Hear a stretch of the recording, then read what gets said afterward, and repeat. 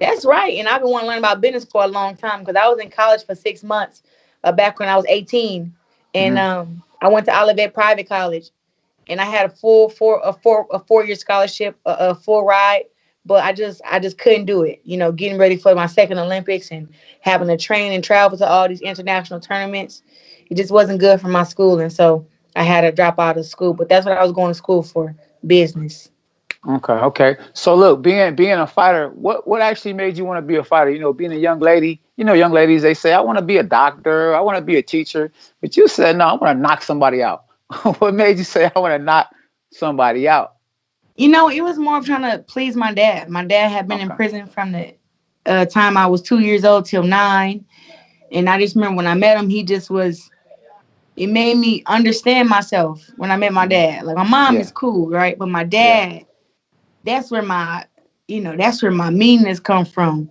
Hmm. That's where my competitive spirit come from. That's where, just my fighting spirit come from. Like my dad wasn't a legit boxer. He was an underground street fighter. He's known all over Flint and Michigan and even in prison for being like one of their like underground street fighting champions.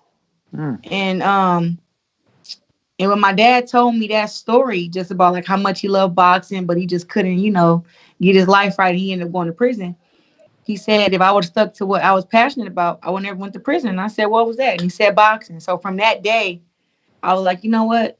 I'm gonna box with my dad to Hmm. make him happy. And when Yes. I started boxing, I didn't know that I would love boxing or I love fighting. I didn't even know. I just know I walked in the gym and I seen two guys sparring in the ring. And my first thought was, I can do that. Hmm. And then all of a sudden, I was able to do it. And I was like, wow, I freaking love fighting people. It's so crazy. Yeah, you have an unbelievable, an unbelievable amateur record with 72 wins and only one loss, and you won 77. 77 and one, Yeah. and you won two gold medals. How does it feel to win the first one? The first one was more of a relief. Okay. I was on a team with people who was just not even just, it was a different kind of team. There was a lot of egos, Mm-hmm. a lot of doubters around. And I don't like that kind of energy. And I Mm-hmm. dealt with that kind of energy for a few months, leading up to the Olympics. And I was coming off my first and only loss. So to have people around, some other people on the team was kind of, envious, and they didn't believe me. Like they didn't believe in me when I was used to having everybody around who Hmm. believe in me, who push Yeah. me. So it was a relief for me. Once I won my Olympic gold medal, I was like, finally I can go home. I can celebrate. I could be around nice, genuine people. And I just really was like, I miss my mom. You know what I mean? Like I was like, Hmm. I'm tired of this. So it was a relief, but it was just like, let me know. I started boxing at the age of 11. That Okay. all my hard work throughout 6 years wasn't a waste. That's one of the best feelings I've had. Like all the hard work I put in, all the sacrifices, not going to the parties, not drinking, not ever smoking, saving my virginity. Like that Yes. to me was like I did all that for a reason. Hmm. And Hmm. I won. And the reason I was doing that was because I heard so like people say, oh no, if you have sex and make your legs weak and you get caught up with boys and you may get pregnant. So I was like, all right, sex out the window. Not gonna do that. And I just wanted to live, as holy as possible leading up, to the Olympics, and I did everything right, and then I got my reward. So that was the best feeling for me when I was 17. Okay. What about the second one? I mean, you waited 4 years and didn't go pro. Yeah, yeah.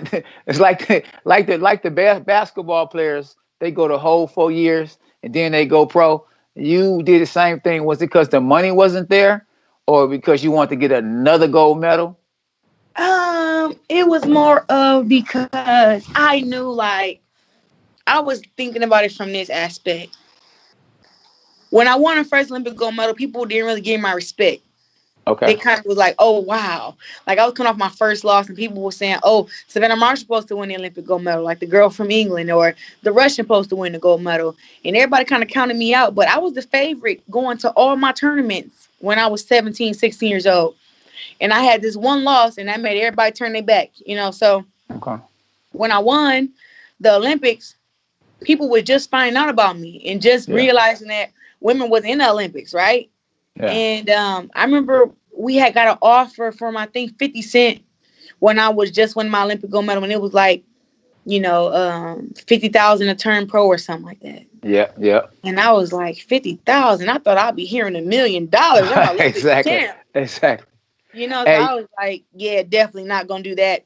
So I was like, you know what? Since they're not giving me my respect, like I like the endorsements didn't come, sponsorship didn't come, and I thought that when I won the gold, it would all just kind of fall in my lap, and I Hmm. was wrong. So I decided, you know what? I'm gonna go back and show everybody that I can do something that nobody else in America can do. I'm gonna win two Hmm. Olympic gold medals.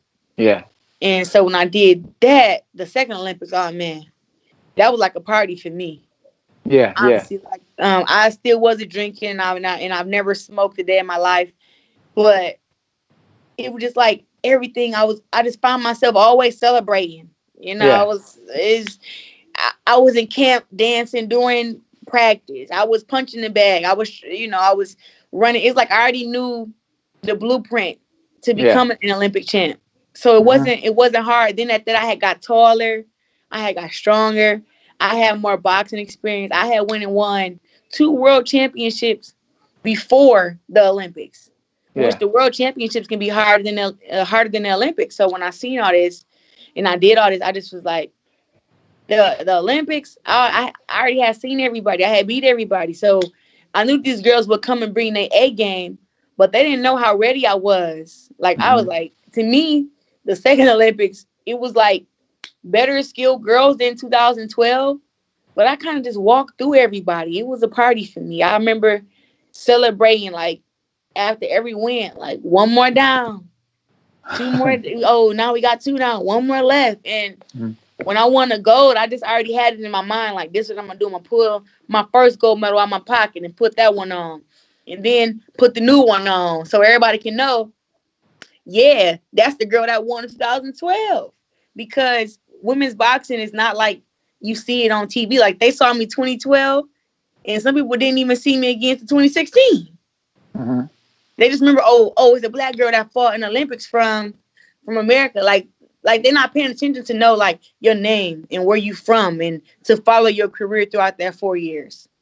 Right. Right. So So just throughout all that, I just was like, I gotta let the world know like I'm the one who did 2012 and I'm doing it again. now, to me, you should be definitely in the top five. I mean, I don't know what other people say, and I'm quite sure all your fans say, okay, you are number one. Yeah. So I feel like being a woman, you don't get the credit you deserve Yeah. because I don't know if it's because you're going 2 minute rounds or what, but in my top five, you are definitely in my top five because you are holding it down as a woman. I mean, what other woman is doing things that you're doing right now? I mean, you don't. How many weight divisions did you win belts? And the Three. I fastest. got nine. I got nine world titles and a three division world title faster than any other boxer in history. And you know what? I just say if people really like, let's say, erase my gender Yeah. and they actually put me on their television and they watch me fight, they would also put me in a top 10 pound for pound as far as in overall, during this era because I got great boxing skills. But I think people see, I don't know, the breast and the butt, and they automatically think, oh, she's supposed to be, having babies and she's so fragile, she's a woman, and that's what they think. But it's like, nah, I'm an athlete, like Hmm. I'm a woman first, yes, but extremely um I'm an extreme athlete, and I don't get the credit I deserve because I think I'm a woman, and people kind of have like their whole little stigma of, oh, boxing is a man's sport. That's one of the first things my dad said to me when I told him to sign me up. Hmm. Boxing is a man's sport, and he the one who motivated me to box, which was like, what? So I think we are getting more and more out of that mindset, Hmm. but nobody really looked at women fighters as being true athletes Yes. until we were added to the Olympics. When we're added to the Olympics, then they were like, whoa, these women can actually, like, we're freak of natures. We can train. Girls can have babies and come back and become world champions, raise a family. Like they were seeing that we still keep our feminine parts of us, but we can fight. And I think it was kind of like it's a clash for some people to think about. That's what I think. Now, when you turned pro, I'm quite sure, like you say, 50 Cent was knocking at your door. A lot of promoters were knocking at your door. What made you decide to sign with Salida Promotions? Well, it's so crazy. So, Dennis Turner used to work with Salida Promotions, and I knew Okay. him back when I was a kid. Yeah. Like, I Yeah. mean, back when I was like a kid, like 12 years old. Hmm. So, I remember, I grew up in a north side of Flint. It's not a lot of white people. I'm just gonna keep it real. It's not. Okay. Okay. Right. And Dennis trained at our gym for, I mean, a year, 2 years. Okay. And I remember just he always be like, "Hey Res, how you doing? Proud of you. Keep it up, kiddo." And I just remember like, why does white dude always talking to me? All right. All right. This is how Yeah. I was thinking. But over the years, he became like a very close friend of mine. Okay. And I just remember he reached out to me. It Yeah. wasn't even Dimitri. He reached out to me. And he was talking to me about, hey, Dimitri Salida, he loves signing this promotion. He's a good guy. He got good character. He fought before. And that's what rung a bell to me. A Okay. promoter that's been inside the ring before. Exactly. And I was like, okay. So then I end up meeting up with Dimitri and just talking to him and feeling his vibe out and just trying to I can I have a good sense of people, Hmm. if Yeah. they're genuine, if they're, evil minded, they have a secret agenda. I can sense all that. Right. I got So you. I I'd be got you. able to avoid certain stuff all the time. And I'd be like, oh my God, thank you, Jesus. Because it's like I have a good sense of discernment. So I was talking to Dimitri and we was talking and he told me he was Jewish. Hmm. And I was like, oh, I'm a Christian. He was like, Amen. yeah, we believe in Jesus too and stuff. And he just was like, he's a messenger. He was going back and forth. And the fact that me and him could talk about our different religions without clashing, I Hmm. said, this is a pretty decent dude. And then I talked to him about his boxing. And then I said, so I want to become a world champ within 7 fights. I said, what you think about that? He said, I think you can do it. I said, what you mean? Absolutely. I just want to see, like, what. He's like, Claressa, I watched you box. You are a phenomenal fighter. He Yeah. said, you can beat all those girls. And then I was like, so you telling me you can make sure I have Christina Hammer be my seventh fight? Because that's what I wanted. Hmm. My seventh fight to be against Christina Hammer. He Yeah. said, he said, it may not be your seventh, but I can make it close. Hmm. That's what he told me. And then from there, I seen like whatever he said, he delivered. Paid for my meal prep when I was in camp. He came down to camp to watch me train a full day. I trained Okay. 3 hours my session. Yeah. 3 hours. He stayed Hmm. down to 3 hours. I sparred three different guys during this session. Ended up getting Uh-huh. like a little bubble on my eye or something. Uh-huh. Then the next day, he came down that one day, spent 3 hours. The next day, he came again. Shut the door. So next day, he came again, and I was back doing the same thing I did the day before. So he knew Uh-huh. like, oh, she not just showing out for us. I'm like, this is how I train. Yeah. Yeah. So when he seen that, he was like, he just was something in him. I could just see it. He just was like, he's looking at something he never seen before. Yeah. And I just knew I was dealing with a good person. Yeah. And that's what made me sign with Salida Promotions. Like he been in the ring before, he understand the struggle. And he know what I'm fighting for. He understands. So to see that we was on the same page about that, it's like everything worked out together perfectly. Okay. I only got a few more questions for you because I know Okay, you're take your kind of time. You're all busy. right. No, they just walked in here because they like, where's she Okay. at? It's all good. Okay. Now, I pay attention. I pay attention to, word on the streets. So Layla Ali, what I'm Yeah. saying? What happened as far as the beef with, you and Layla Ali? It started with her being a hater. That's what it started Okay. with. You Okay. don't really I've never used her name to build my own self up, build my career. It's always been Claressa, T Rex Shields, the GWOAT. I've never tried to use her name like, oh, I'm better than Layla Ali. Hmm. I never like, oh, I kick her ass. I was never like that. I've always Hmm. shown my respect and, told her, and everybody else, she helped pave the way. And, just kind of giving props because she was kind of supportive of me. You know what I Hmm. mean? Like, Yeah. and she was supportive of me. I give about 10%. But I accepted that from her, Yeah. and then she won a Breakfast Club and was saying like I come out of retirement and If the money is there, I'll be any girl. But just said like, ain't no girl good enough to come back to make her come out of retirement and give her a challenge. And when I heard that, I said, what? Right, right. Crazy. I was like, I can't believe it. And I just was like, dang, like it's like a two-sided sword. You know what I mean? It's like Yeah, up on one side of the sword, you support me, and on the other side, you disrespecting me. right.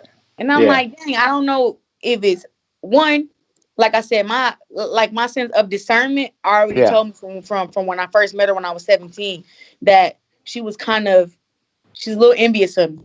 yeah, yeah. And I don't know if it's because of the Olympic gold medal or because one day like we'd be compared to each other, but she was a little envious.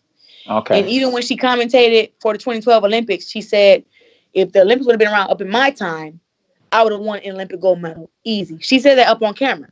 Oh, while you was So fighting, so she talking about when you was fighting too at the same time, she would have beat you basically. 2012.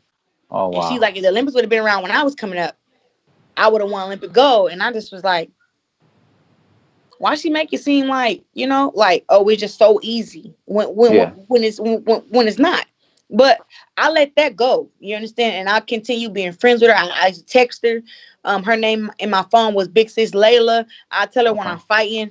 After I won my world title, when I had fought against, I believe, Nikki Adler, Yeah. I never heard from her again. She never responded back to a text. She never responded back to my messages on, I believe, Twitter. Nothing.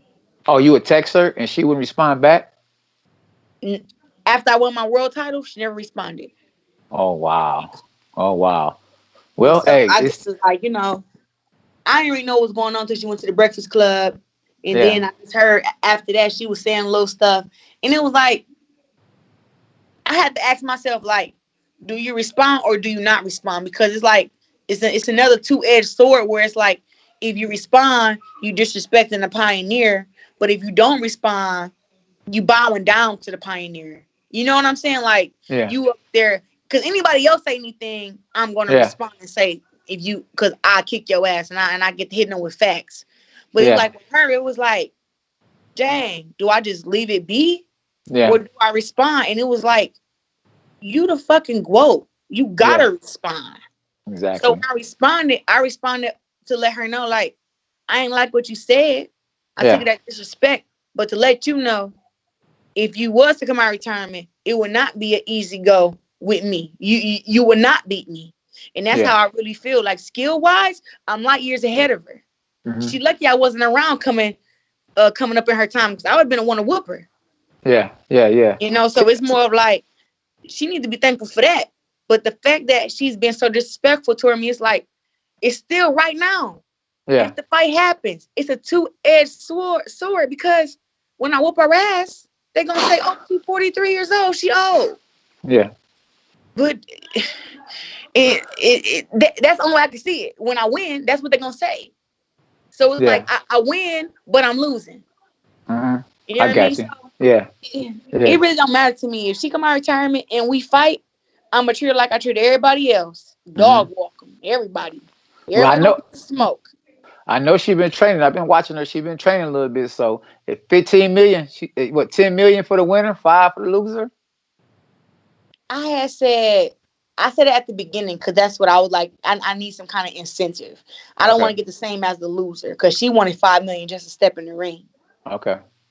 That kind of money has never been made in women's boxing No. for even one person to get 5 million. So Hmm. I'm just like, a lot of people on the business people are like, they don't know if that's even possible. It was a man who was willing to put the 15 million up, but after he did his research on her, not me, on her, she did 100,000 buys with her and Jackie Frazier.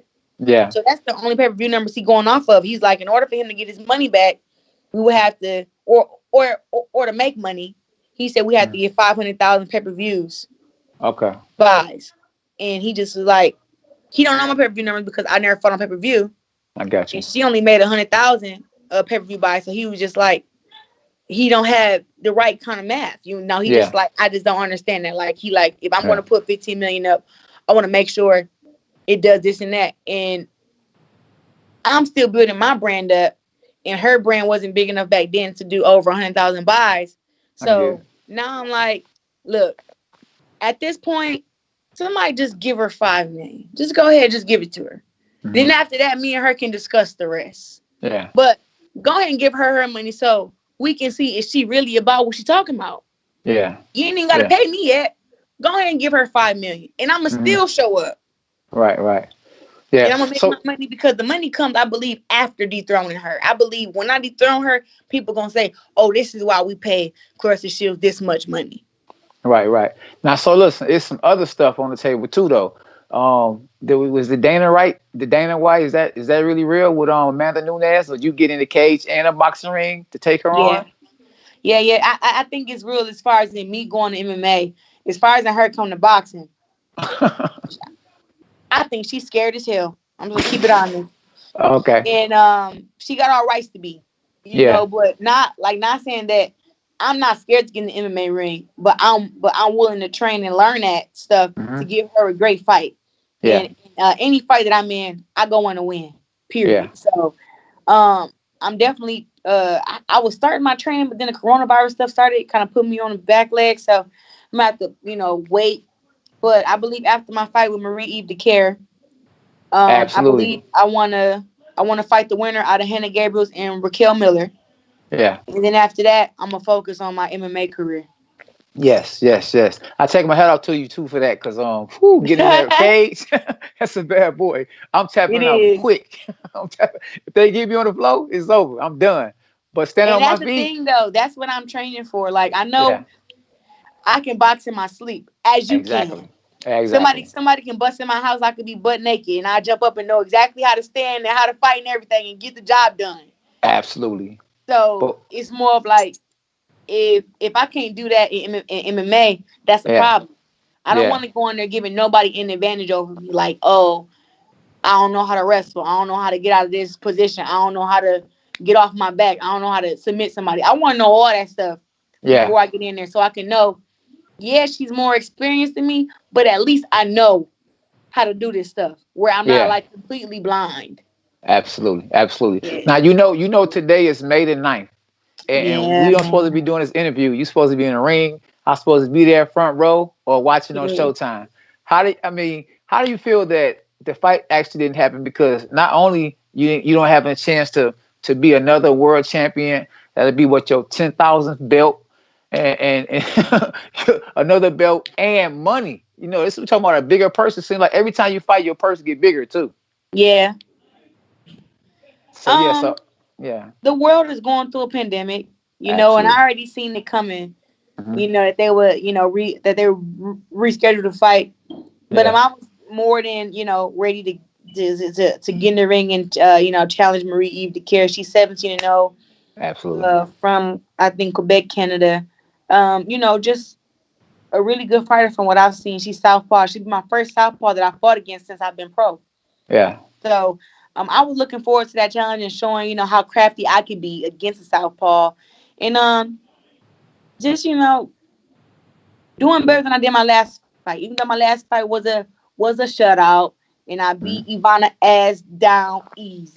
Wasn't even a contest. I don't even know why Easy she work. showed up. That's right. Ivana shouldn't even showed up. She had to Right. weigh in eating ice cream just to get her ass whipped. Stupid. Yeah. Anyways, Yeah. but Yeah. Marie Eve DeCare is like she's either number one or number two at 154. She got the IBF belt, and that's what I was like. You know what?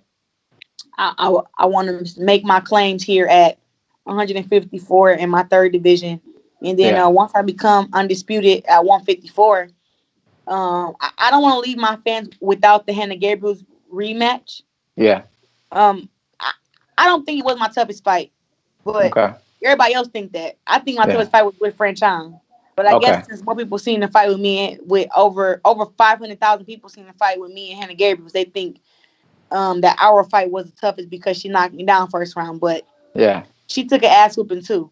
Uh-huh. But overall, I would love to fight her again and prove that not even about the knockdown, but more of just show her that yeah, I guess you kind of got lucky with the knockdown because once I school her at 154, she's not going to even be able to piece it together on how she even did at 160 because I'm a fight way better even though I'm coming down in weight, but um all in all, I look forward to fighting Marie Eve DeCare. I think she's a good fighter.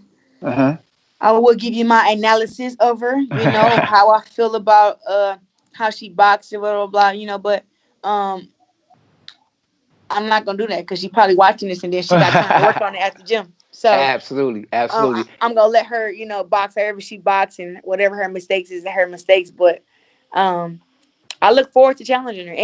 And the fight was gonna be in Flint. So I was, so excited. I just really Yes, want to give my hometown a fight. I've always fought in Detroit. yes. I fought in New York. I fought in Vegas. I fought in Hmm. LA. I need that Flint fight right now while the pan is hot. Yes. I want people in Flint, especially like the youth, to know, yeah, we come from Flint, but we are very, very strong people and we can become successful. And I'm one of those people who have proven that. I just want them to see me fight in person so they can believe it. What? Believe it. Yeah. Let me ask you one other question, and then get everybody your social media and all that. I'm quite sure it's going to be a lot of views. And one thing I like about you too, and that's really good about you, is like they can say what they want to say, but when I go to Sleeves Promotions and look at your numbers as far as your views, you get 1 million views like off the rip. Yep. Now, now let me ask you. So, if it was a fight between two people, which one would you want to take? Cecilia Brækhus and Savannah Marshall, and What tell do me you the reason mean? why. I mean, like them are two. Like Cecilia Brækhus. I mean, be honest with you, I think she's ducking. Yeah. Savannah Marshall is a female that you had lost to in the amateurs, Yeah. who is not really ready for you as a pro, to be honest. Yep. But if they both wanted you right now, say we want you right now, which fight would you take? It's really a hard choice. I take both of y'all motherfuckers same night. It don't matter to Uh, me. Absolutely. No, but honestly, I definitely, you know, when I watched my documentary T Rex, Hmm. and I watched because they showed the part when I lost, Yeah. and for 2 or 3 years after I lost, when I would watch the documentary, because I would go to little shows and had the kids watching, and Yeah. it's a documentary of how I became Olympic champ. Mm. And every time when I seen a losing part, I would cry. Yeah. Three, Wow. 4 years later, Yeah. and Yeah. it happened when I was 17, and I'm 25 now. And I Yeah. think till I turned about 22, 21, I cried every time I seen it. Yeah. Every time I Yeah. used to have to get up and run out the auditorium and walk or like, oh, I got to go to the bathroom. I knew which part was coming up, and I could not watch it because I would Wow. start crying, All like, right. and I'd be Yeah. like, and my best friend one time she was like, "Why are you crying?" I'm like, "I'm just so sad. I Yeah. lost." And she was All like, right. "Girl, you got the Olympic gold medal." I'm like, "I know, but it still hurt." So Yeah. You don't know how to lose. That's why you did never I lost. I don't. mean. I am not a good loser. I'm sorry to tell you, I'm not. Right. Right. It don't matter Well. what I'm doing. Yeah. Basketball, Yeah. uh, playing cards. I am not a good loser. Monopoly. I'm not. I'm just not a good loser at things. So I would love to just get my revenge against Hmm. Savannah Marshall, and then I let it fight Cecilia Brækhus too because look, I know she's ducking me. Right? I Yeah. know she's a little intimidated. I get it. Absolutely. I get it, but you can't run around saying you pound for pound number one female best because you was undisputed. Hmm. And then when I become undisputed, you try to say, "Oh, I'm second place to you because I became undisputed after you." When it's like, Hmm. when you really learn your history about women's boxing, Yes. Cecilia would have my respect if she would have fought Layla McCarter, Okay. a mandatory for 4 years for your IBF title, and you found a way to duck her. Hmm. So then you like, oh dang, she ducked Layla McCarter. So you dig deeper and you like, who else did she duck? It's a lot of fighters. Hmm. And to see that you only fought in America twice, Okay. and one time against an American, Yeah. shows that you knew better, that you picked. And now that she's pro, and now she with Eddie Hearn, you see her doing it again, picking who she want to fight. Oh, Hmm. if it's out of Clarissa Shields and Katie Taylor, I want to fight Katie. Yeah. Oh, if it's out of Amanda Serrano and Chris, I want to fight Amanda. These girls Mm. are 135, 140. Exactly. when I'm coming down from 168, Yeah. I'm damn near cutting off an ass cheek to get to 154. I And hear you. then, Yeah. and it's like you was talking about some, I was too big and I was this and I was that. Now I get to 154 and you still got excuses. So now you Exactly. can maybe have to come hunt you down now. I'm Right. finna come to, now I gotta come to 147 and really Wow. show you what's up. You why not go to 154? Y'all can meet up at 154. I mean 151. She terrified. That's why. You're gonna force She her to tell fight people you then. behind closed doors. She's Yeah. told Tom Lofter, "Oh, Clarissa's she's too big. You know, I'm not Okay. even really I'm only 147 out of camp, and you know she's 170, and you know Okay. she's taller than me, and you know she's up on TV. I look super muscular, but I'm not. I'm really actually skinny. My legs are big, but these girls think that I'm super buff when I'm not. So Okay. you know, it just was like, and then I look at it again, like, I fight against Hannah Gabriels who 18-1-1, my sixth fight. And you and Cecilia never even had a conversation about fighting each other? And you at Hmm. 154 and she at 147? Yeah. It's a lot of ducking going on. And it ain't by me. Absolutely. For sure. Yeah.